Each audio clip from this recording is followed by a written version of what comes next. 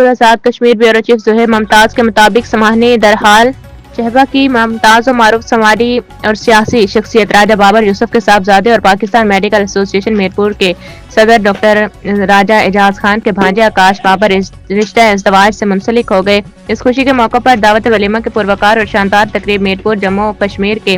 ایک مقامی marriage hall میں منعقد ہوئی، جس میں زندگی کے مختلف شعبہ جات سے تعلق رکھنے والی نامور شخصیات نے کثیر تعداد میں شرکت کی۔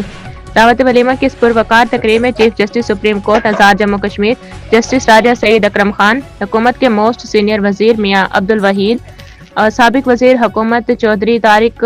فاروق مشتاق منہاس، سابق چیف جسٹس چودھری محمد اعظم، سابق وزراء چودھری محمد سعید رخسار احمد، اسماعیل گجر، موجودہ وزراء حکومت یاسر سلطان، نبیلہ ایوب، چودھری ارشد حسین، کمشنر میرپور ڈویژن طاہر ممتاز، ایس پی میرپور خرم اقبال، سابق ممبر قانون ساز اسمبلی راجہ مقصود احمد خان، امیدوار اسمبلی میجر ریٹائر خضر الرحمان راجہ، سابق امیدوار اسمبلی چودھری اصغر علی، سابق ڈائریکٹر جنرل اطلاعات آزاد کشمیر راجہ اظہر